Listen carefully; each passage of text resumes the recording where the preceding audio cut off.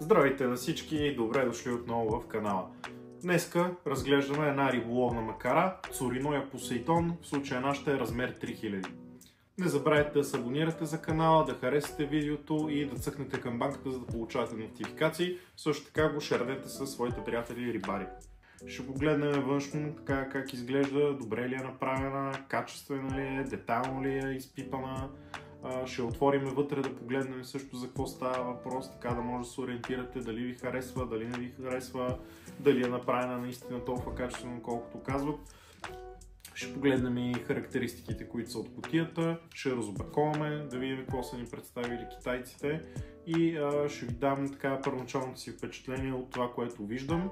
Все пак не забравяйте, че тук сравняваме цена-качество, така че сравнения тип Shimano, Daiwa и разни такива по-познати марки и реномирани на пазара не могат да се правят. В случая разглеждаме дали има смисъл да си даваме парите за тази макара и дали си заслужава цена-качество. Можете да си купите макарата с 8% отстъпка, промокод Вачев в магазина на Superbaits, ще ви оставя линк, тук някъде също ще видите банер. Влезте да разгледате, имат много неща на марката Tsurinoya, имат всички въдици, всички макари, които се произвеждат. Също може да видите, имат много качествени примамки на изключително ниски цени според мене. Примамките са направени страхотно, ще разгледаме някой от тях в някое друго видео. Да видим какво казва производителя за тази макара. Месингови предавки. Това е много важно, може би така само най-висококачествените макари имат месингови предавки. Цялата макара е алуминиева, излят алуминий. Месинговите предавки не са лети, а са строговани, което е интересно. 9+1 неръждаеми лагера, водоустойчива драг система. Цялата ръкохватка е фрезован алуминий, шпулата е алуминиева, анодизирана. Рекламирате като морска макара. Също така става за солена вода, не би трябвало да имате проблеми с нея. Ние тук в случая разглеждаме размер 3000, 5:2:1, 8 кг е драга. Сега след толкова сладки приказки да погледнем какво има в кутията. Кутията съвсем стандартна на Tsurinoya. Навсякъде пише какво предлага като екстри макарата и какви са и характеристиките. Нашата макара е в размер 3000.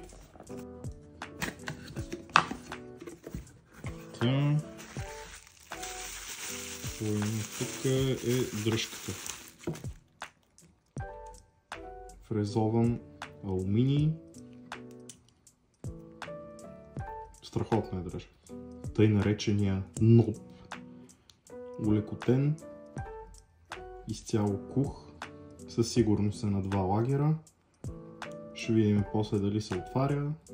Много добре е направена, просто виждам страхотно качество.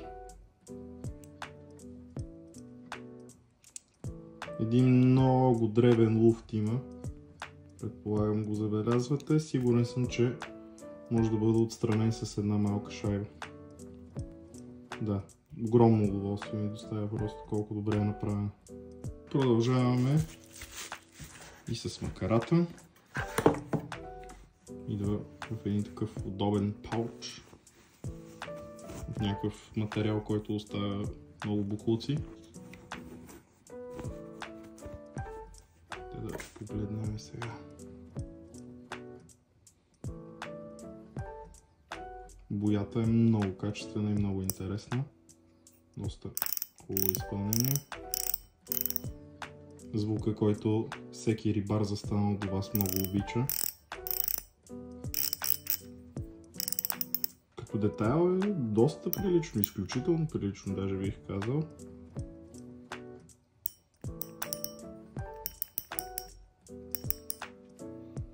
Много добра изработка. Цялото тяло е алуминиево, няма цам. Ключето за обратния ход. Хубава позиция. Много добре изглежда направено. Бигела е голям, кух от едно парче, не щрака при отваряне, само при затваряне е рязък и штрака. Така. дръжката се навива директно в короната. Така.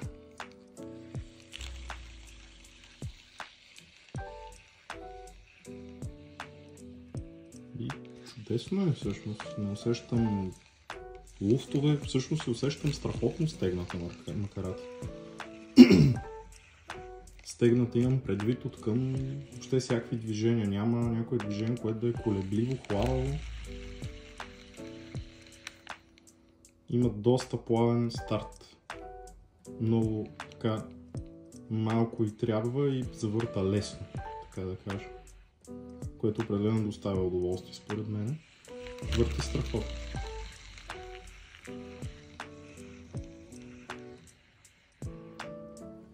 Сега като я сравня като размер, това 3000, окей, нали, шпулата е ясно. Въпросът е, че някакси тялото ми се струва по-компактно от други 3000, които са ми попадали. Може така да ми се струва, може и заради дизайна му така да ми се струва. Доста добре направено на пръв поглед. Сега ще погледнем и отвътре. Да погледнем ноба на ръкохватката.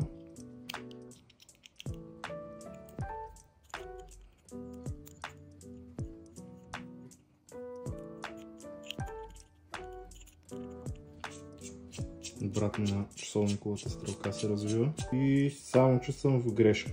И пак върти невероятно добре. Какво се оказва? Че тук имаме една втулка отвътре, се оказва. Ето е втулката. А най-вероятно тук има лагер. Сега ще го извадим. Не! Оказва се, че са две втулки на нова и въпреки това върти невероятно. Размера им е 7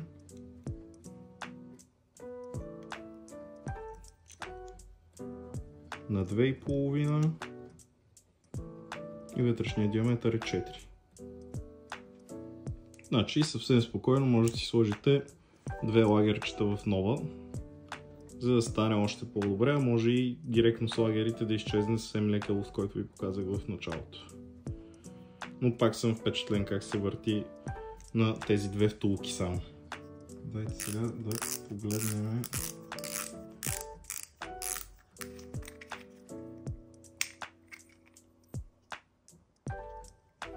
едно парче голямо с уплътнение, което предполагам предотвратява навлизането на вода към шпулата и надолу.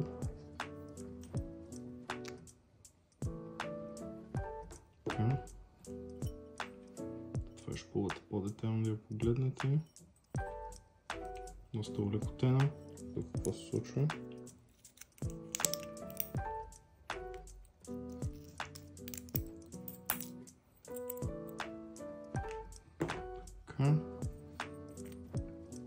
И вътре има ли още? Има доста. Така. Виждаме карбонови шайби, 3 на брой и 3 стомани. Също така. Които са според мен доста добре смазани. Ето го тъй наречения подшпулен възел на макарата. Виждаме един лагер, две шайби, в кутията има още една. Сега ще го махнем и него.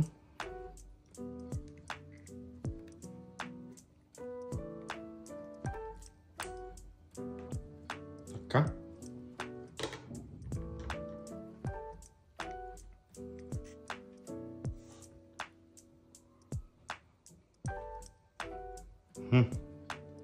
Значи подшпулния възел се държи ето на тази основа за уста, която виждам, че е с един пин осигурена, което добре ми изглежда като конструкция, честно казвам.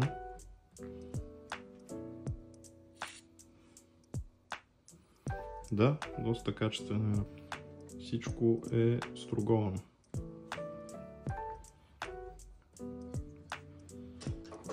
Развиваме и винчето.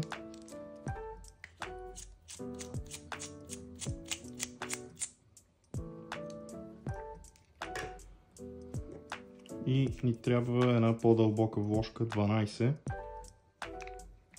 А не, преди това развиваме винчето. И тук има още една много интересна осигурителна шайба, която държи лагер. Точно така.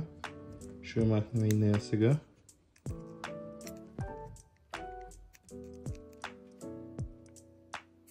Така. Да, добре хваната е за ръбчетата на гайката. По този начин е захваната с контри. Да е сигурно, че няма да изпадне. Трябва ви една вложка, която да е по-дълбока. 12. И развиваме по посока на часовниковата.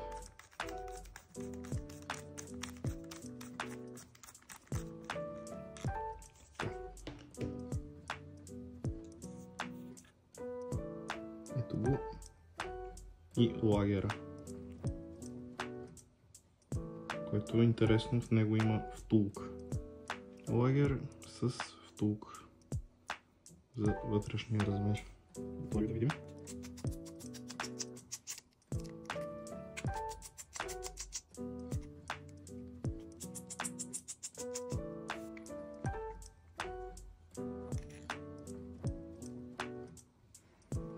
Имаме два размера винчета, по които имаше син локтайт. По-късото е отзад, другите две по-дългите са отпред на макарата.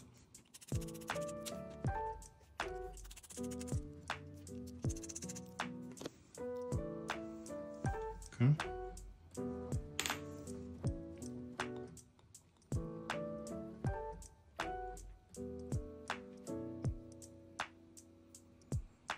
Това е механизма, който е за обратния ход.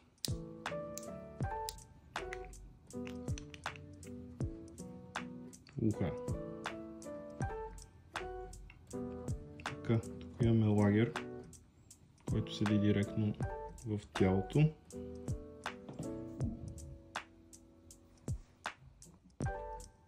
Виждам и доста грес, която така даже на места направо изкача. Месинговите предавки. Седим да погледнем.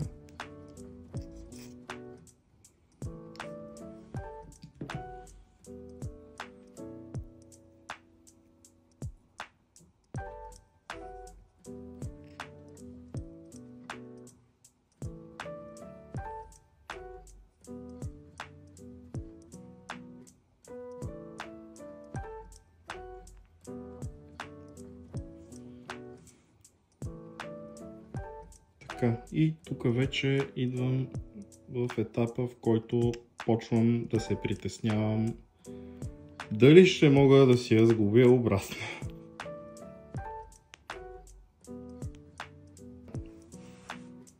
Може би ще спра до тук с експериментите за сега. Тук виждам някакви много финни шайбички, също така. Генерално мога да кажа, че макарата ми се струва измислена, изглобена много добре и много качествено. Както казах в началото, разбира се, това ще си проличи във времето. Тук се движат някакви неща. Пожелайте ми успех да си я сглоба. Това е първото видео от поредицата с риболовни джаджи. И така, очаквам тежък хейт долу в коментарите. Благодаря. Аз лично смятам, че макарата заслужава парите си. Определено в този ценови клас няма какво да я бие като качествено изпълнение. Генерално ми се струва, че макарата е доста добре направена. Вложили са качествени материали, вложили са така къл китайците. Добре изглежда. Ако ви е харесало видеото, съм подготвил още въдици, макари на въпросната марка. Така че напишете долу в коментарите, искате ли още видеа, интересна ли ви е тая марка, искате ли видите така по-детално какво се произвежда от китайците, дали е добро качество, въобще е всичко, каквото ви интересува, долу може да ми пишете в коментарите. Очаквам да ми кажете, разбира се, ако познавате марката, за коя точно въдица искате ревю, за коя точно макара и ще се постарая това да се случи.